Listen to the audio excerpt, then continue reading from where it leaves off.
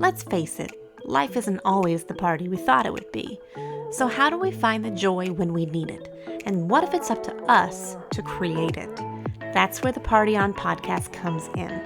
Our goal? To shine the proverbial disco light on all the things that can make our lives easier, healthier, and a heck of a lot more fun. So we can enjoy the party we were all invited to, live our best lives, and dance like no one's watching.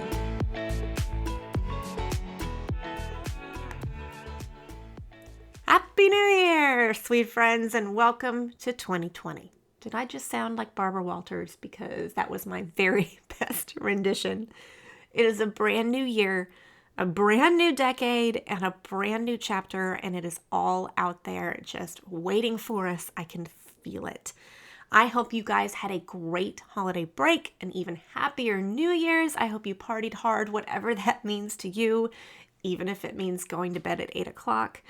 I am just so excited to be back and for you guys to hear all the episodes we have planned. I just can't wait for this adventure with y'all, because y'all are the Party On podcast. And don't forget that. But let's jump right in, because this time of year is totally my jam. Not the actual holiday itself, I could do with or without New Year's, but the season, the feeling, and the energy surrounding it. I know it's not for everyone, but gosh, do I love it, because it is a chance to start over. A fresh page, blank canvas, and total nerd alert warning. I actually took a picture of my Apple Calendar on my iPhone on the 1st, because dang if it wasn't so neat and tidy and organized. I love it.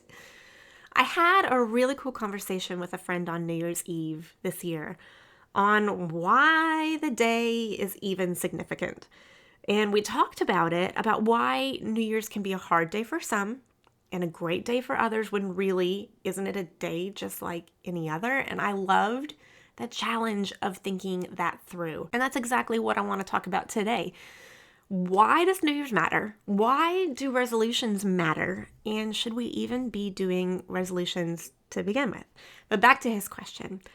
Why does the day matter? Because in essence, it is any other day. But to me, it's also a symbolic marking of the passing of time, which can be good, it can be bad, it can be happy, sad, all of it, and in between. And my answer to him was this. For me personally, it's our chance to be better. It's our chance to assess where we are in our lives, where we want to go in our lives. And sure, we can do that any day of the year. But do we? When else does life give us a season to completely reflect on the days past and then dream about what's to come? You can do that on any Tuesday, but are you actually going to? And it's not about what kind of year you had, in my opinion. It's not about looking back in a somber way and thinking, what went wrong this year? What could I have done better? It's not about assessing whether you lost loved ones or the good things that happened, whether you got married, got a promotion, or had a baby. It's not about what happened, at least it's not to me. It's about how you've grown. And like so many, I do my best thinking, praying in the shower on New Year's Eve this year. I found myself praying to God, asking him to grant me troubles in 2020. And I'm going to say that again because you heard it right. I asked him to grant me troubles in 2020, because that's where the growth is, right? That's what shapes us into the people we want to become. And it's funny, I said it actually out loud and then I quickly retracted it, almost negotiating, like, you know what I mean, God, like nothing too bad or catastrophic, just some good old-fashioned growth stuff. And I was like, you got me? We good here? It was a little bit scary asking for troubles.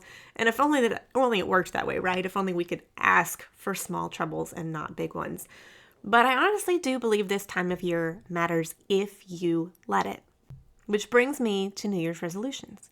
I have struggled with resolutions for as long as I can remember. I think we all do. And I think I have because I've always done my resolutions in a way that were what others expected them to be. Like what a New Year's resolution should be, what someone else defined it as. And over the years, as I've gotten older and wiser and a lot more stubborn, I've just decided to do what works best for me. And there's so much freedom that comes with that, you guys. I don't think a New Year's resolution technically has to be the end all be all. I don't think it has to be even the same practice every year. A New Year's resolution, by definition, is making a decision to do or not do something, or to be a different way, or to adopt a new habit. And that's pretty dang broad in a very beautiful way. So when I was younger, I would pick a resolution, and I think like most of us, it would lead to a massive amount of disappointment, like a massive personal letdown. It would be the things I wanted to do, and if I didn't quite get them done, I would be left with a feeling of shame and regret. And almost like, I don't know, like like my year was wasted when I know that's not true. Then I gravitated towards making a list of doable things. I started this in my college years, and instead of picking one giant thing I wanted to tackle, I'd start picking smaller, more manageable things, because by gosh, if I was going to pick something, it was going to be something I could do, right? So I didn't look back and feel, well, what did I do with my year? I picked things like, I'm going to quote unquote be healthier, although I didn't map out how that was going to work. I picked drink more water, and spoiler alert, I still failed miserably at that one because I swear I am part camel, but that's a completely other story. All in all, it worked better, but it still didn't quite give me the satisfaction of a big enough challenge, so I wound up not doing it. I don't know who originally started it, but I'm sure you have heard of the word trend. It caught on a few years ago to pick a word for the year. I know I mentioned this on Instagram, and I even did a little poll, and it fascinated me because it turns out very few of y'all do this. I want to talk today about why I do it, why it works for me, and then you guys can decide for yourselves. Again, I'm sure a lot of you know about this strategy in setting resolutions, but there were a few of you that had never heard of it, so just in case, I'll do a little 101 and explain how it works. So you pick one word or phrase. I don't think you have to be super picky about the number of words. And that takes the place of your New Year's resolution. It's something that represents what you want for your life in the coming year. And y'all, that could be anything. You could choose money or farts, as my 8-year-old suggested. And by 8-year-old, what I really mean is my husband, but I kind of didn't want to out him. Or it can be forgiveness, or even something simpler like breathe. One year mine was breathe because some years, that's all we can muster. And guys, that is okay. But the concept of one word to me is really a beautiful thing, because instead of picking an actual task or an actual goal that has to be accomplished, you're picking more of an idea. And trust me, I believe in the power of goal setting. I just believe that setting goals should be very intentional. Are you setting goals for your business, for your personal life? Which is it? And in my opinion, goals should also be very specifically measurable in an incremental way. Ones that push you incrementally in your personal or professional life, but not some massive be-all, end-all for an entire year that comes with shame if left unaccomplished. Studies show that 92% of us will completely fail on our New Year's resolutions within the first 2 weeks. I'm actually a massive fan of failure, which we'll talk about in an upcoming episode. But I think that setting yourself up for it when it's inevitable might not be the best way to start a new year. Yo, we have enough pressure in our everyday lives. The last thing we need is to bully ourselves into making some insurmountable change. Because to me, New Year's isn't about becoming a completely different you. It's about becoming a better you. And not all at once. That's the key, guys. In bits and pieces through growth. A better way to say it, your word sets your intention or your mindset for the year. This past year, I started doing something on Instagram called Mindset Mondays. And y'all, it was a game changer. It helped me set my intention every single Monday of the week. And I shared it with you guys. And that was something that we could work towards for that week. And then we changed the next. And it was small things. It was attitude shifts. And man, was it helpful. And here's the best part. When you pick a word, if you think about it, it's not actually something that can be measured. A word is not something you can look back on and ask yourself whether or not you accomplished it. It's something you are walking towards to the best of your ability. but you can't say whether or not you did it. And personally, that is my favorite part. If you even do one thing that leads you towards your word, not only have you succeeded, but you've bettered your life and probably others around you, because it trickles into every area of your life, every relationship, every experience, and even every measurable goal that you set throughout the year. This past year, my word was true. And my word for 2020, drumroll please, is light. A quick note here, we're going to get into the nitty-gritty of how to a little later, how to choose your word, but I think this part is important going in. So, are you ready? I think our words choose us if we're doing it right. And I know that sounds kind of crazy, but honestly, I believe you can't just pick a word out of thin air. I mean, you can, but you won't quite have the same experience that way. My tactic is to not rush it and don't try to control it. And for a type A like me, that's the hard part. Just think on it and be ready to receive it. And then let words float in and out of your mind. And the right one will stick, I promise. The one that sticks is the one your soul is craving, and that's the one God intended for you, but I digress. Back to light and why I chose it. And total confession, I might have cheated this year because my word has a double meaning. It was 2 or 3 weeks ago, and I was in a state of exhaustion from my holiday retail business. I was at my breaking point, and I was trying to make plans to not let that happen again in 2020. Backstory, I do this every year. So in that moment, the word light came to me. And the moment it popped into my head, I explored why. And to my surprise, I got 2 answers. Light can mean both what we see and what we feel. And I want to intently chase both. My heart told me that I wanted to feel lighter in 2020 in so many ways. I want to feel lighter as in to lessen my load. I want to let go of what I can in order to grow more. I want to travel lighter. I want less stuff, you guys. I have been on a kick of getting rid of so many things in our house because it's all just too much. And this year for Christmas, I finally felt like I became an adult because for the first time ever, I didn't have a Christmas list.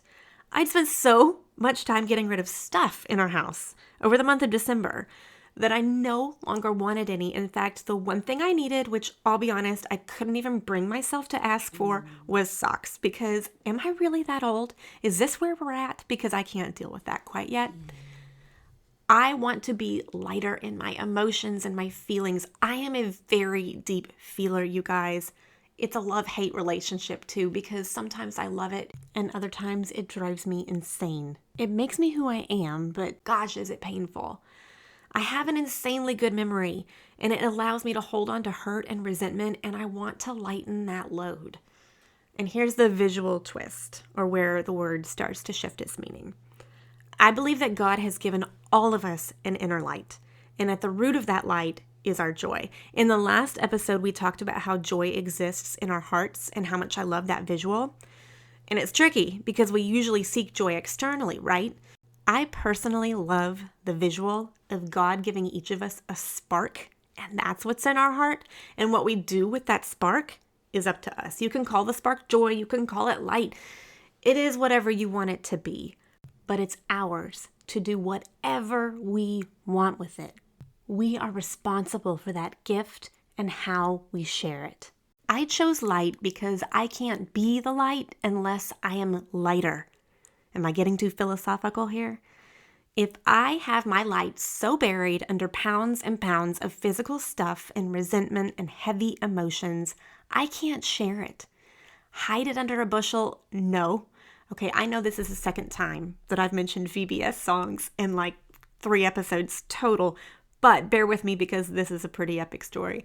I once knew of a little girl, yes, in VBS, who was singing this little light of mine and singing that line, hide it under a bushel. No, I'm going to let it shine, except for she started yelling, hell no.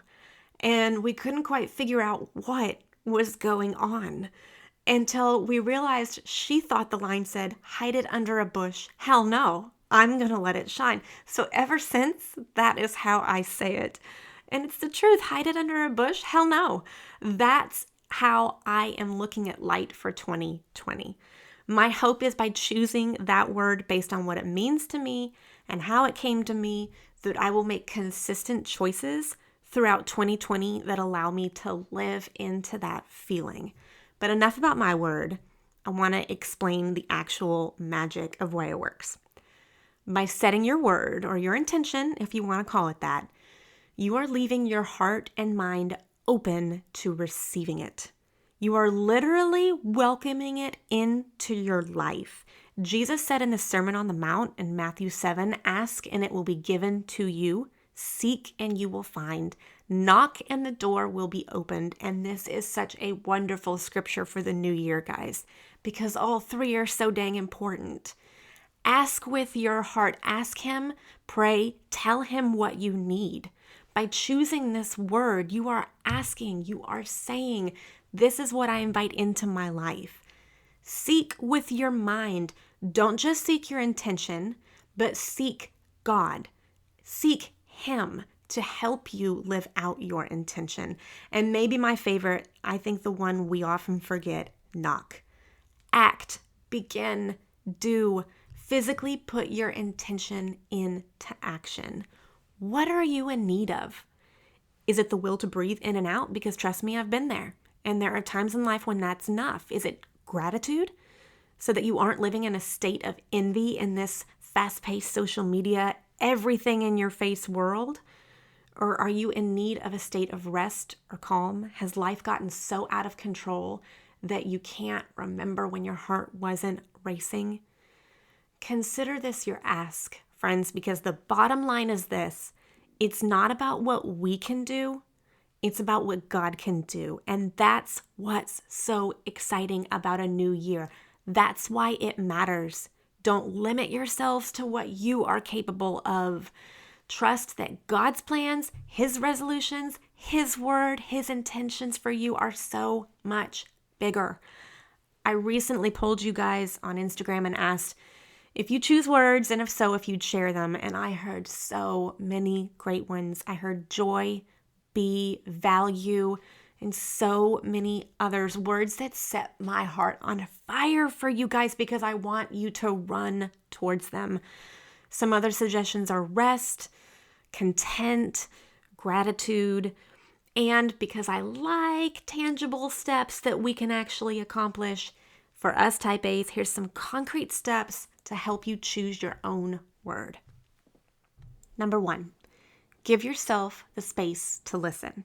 This is such a huge one, you guys, and it not only pertains to picking your word for the year, but also everyday life.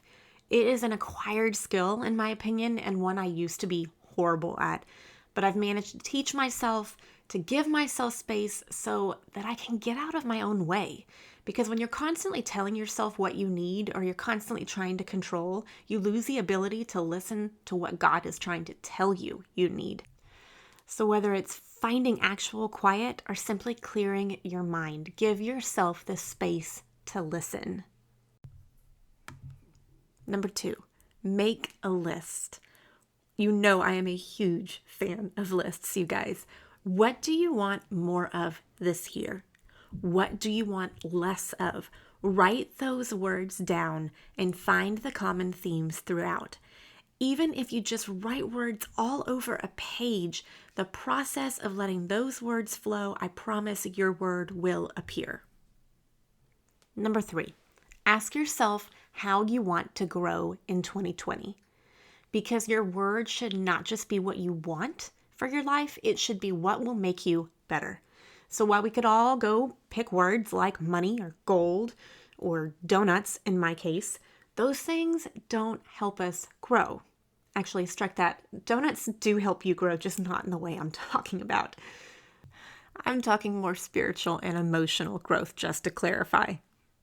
Number 4, keep it simple. I know I said that you can choose a phrase or a word. One year I chose the phrase radical self-care because I had been through such a difficult time in my life that sometimes I had to remind myself to even eat.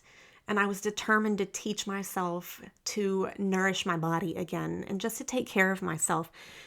Whether it's a phrase or a word, if it's a phrase, keep it simple, keep it concise.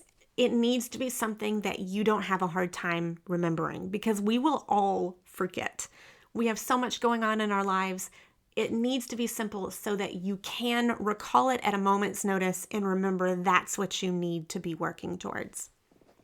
And number 5, write it down, because we will forget anyways. And I write mine on a paint sample card. No joke. I did it several years ago, and now I just really enjoy continuing that tradition. And I keep it in my nightstand. So I literally see it every single night when I go to put my lotion on. Better yet, make it a part of your day. Write a simple daily prayer and say it every morning as your feet hit the floor. Lord, help my heart to be light so that I may reflect yours. Guys, I hope you will give this practice a try, because I know what it has done for me, and I want the very same for you. But whatever you choose to do, I hope you enter 2020 with the understanding that it's about so much more than us. I had a listener write me and ask why she should pick a word when it just seems like something else to fail at, something else she can't do. And my answer to her was this: maybe we can't, but God sure as heck can. Happy New Year, sweet friends, and cheers to whatever it is you decide to invite into your lives. And to this podcast adventure of ours, because you are the reason for it. I am so excited about what this year will bring, not just for me, but for you and for all of us together. We're going to learn how to lighten our loads and live our best lives so we can friggin' enjoy this party that we were all invited to. And dance like no one's watching, because if you aren't doing that already, guys, you are totally missing out, let me tell you. You guys, thank you so much for listening. Like I always say, the Party On podcast would not be a party if it wasn't for you. If you heard something today that inspired you or spoke to your heart, please forward and share with family and friends, because when it comes to this party, the more the merrier. You can RSVP to this party by hitting the subscribe button, also leaving reviews. Any of that helps us out so we can help more people together. And for more information on this podcast, you can visit thefestivefarmhouse.com and search for the Party On podcast. Party on, friends.